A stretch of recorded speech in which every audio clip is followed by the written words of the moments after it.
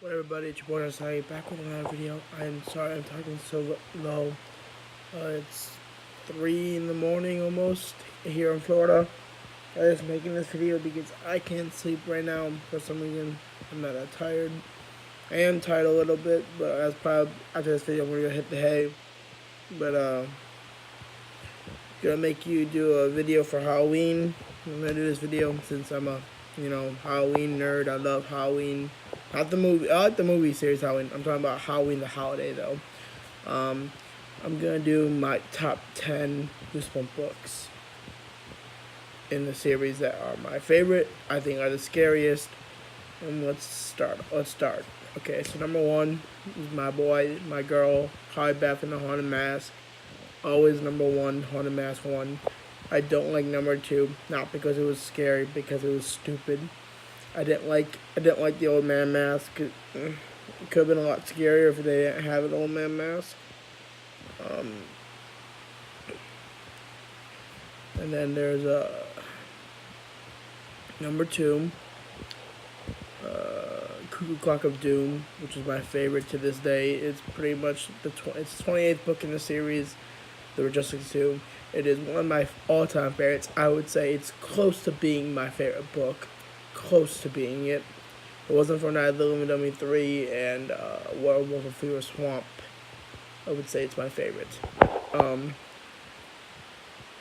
I can't say it has a favorite. It's not my, because there's really no monster in it, so I wouldn't say it's my favorite monster book that involves it, because my favorite monster is Slappy, Haunted Mask,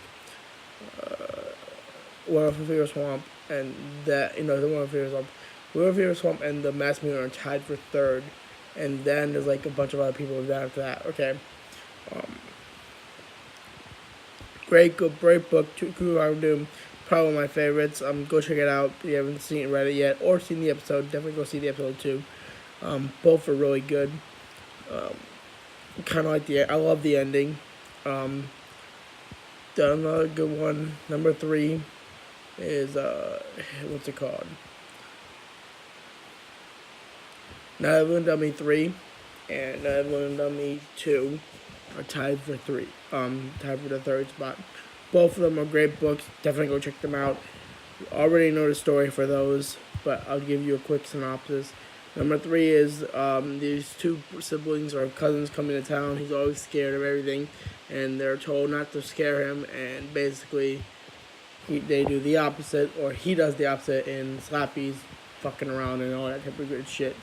Same thing for number 2, but a little bit different. A little girl wants to get a new dummy because her old dummy dentist is falling apart. So she begs and pleads with her parents to get her another dummy, and her dad gets her Slappy in because he keeps walking by work one day to an antique shop and sees Slappy in the window and buys him him. So she starts to practice with Slappy even more, but then she realizes that Slappy is doing things that no normal dummy should be able to do, like talk for himself, hurt people, and do all these evil things. And then she's like, and then that's a good book. Definitely check that one out. I'm sorry if I don't sound enthusiastic. I'm not, because like I said, it's like 3 in the morning. Everyone else in my house is asleep, so I'm not gonna scream. I'm not gonna be like, "Yo, what up, boy? It's your boy right now," because that would be rude to my parents and my sister and my brother, especially to my animals, because they're probably asleep too, and I don't want to bother them. Actually, my cat's in my room right now. He's not asleep. He's probably under my bed right now, having a good time. But that's about it. We're doing, and another good book in the Goosebumps book series is what do you think? Night in Terror Tower is one of the good ones. Definitely go check that one out. It's one of the few ones that happen outside of the United States. Actually, one of my favorites for that reason. Werewolf of Fever Swamp is number 6. Definitely go check that. And number 5. Definitely go check that one out. Let's see.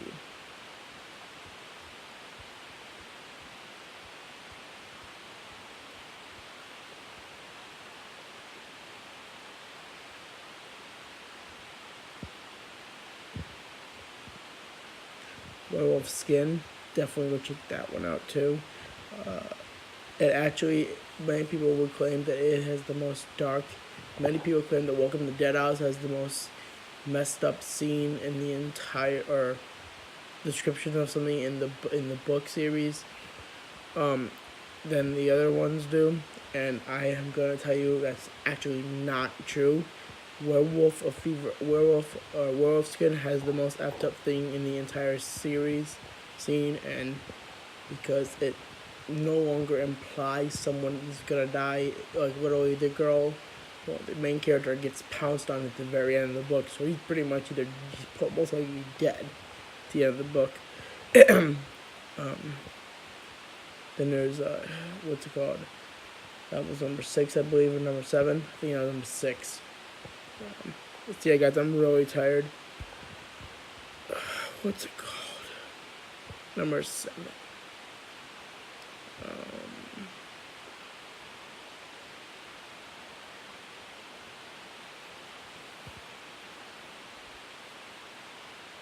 Calling All Creeps, definitely go check that one out. It's one of my other good ones. A guy who's being bullied, tries to get back on the newspaper editor by putting in an ad for saying if you're a creep, call Tasha McClain or Tara McClain or whatever the fuck her name is. Sorry. Sorry about that. I didn't mean to swear, but don't remember really off the top of my head what her name was. And Tasha McClain. I think it's Tasha McClain. It was Tasha McClain. At 5:55 something at like midnight, after midnight, and in the end Tasha figures it out, and switches it so she calls to make him call him, and he gets phone calls from people calling him creep, and in the end the entire school gets overrun by creeps. And then another good book would be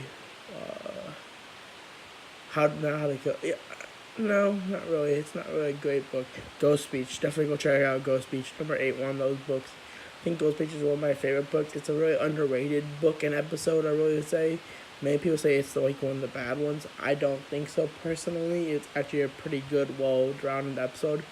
It's one of those episodes in my mind that faced with the fear is, who do I trust? And one person's telling me one thing, another person's telling me another thing. Who's telling me the truth, and who do I trust? That's another good one. That probably was number 8. Ghost Picture was number 8 now. Number 9.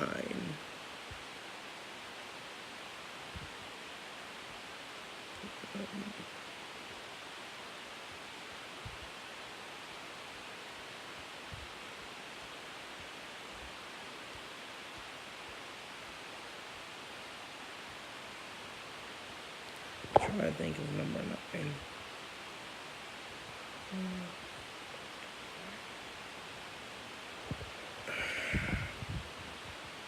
Attack of the Mutant, guys. Just go check out Attack of the Mutant. It's like a great one. That's number 9. Okay. And then finally, but not least, The Girl Who Cried Monster. This one I'm gonna definitely state, if you're like under the age of 7, or if you're 8 or older or something like that, read this one. But if you're 7 or younger, do not, and I repeat, do not read this book. You can watch the episode if you're with an adult, but I would repeat, do not read the book by yourself at all. Or don't even read the book. Don't read it until you're like 8 or 9, maybe 10. Because the book is so graphic and so disgusting, but it has a really good ending though. But it is messed up all the way through. Definitely go check out those books, guys. Like, comment, subscribe if you don't so already. I'm probably gonna go to bed right after this video is being posted. Like, comment, subscribe if you don't so already. Share my videos on Facebook, Twitter, Instagram, and wherever you do. Wherever you share videos, and I'll see you in the next video, guys.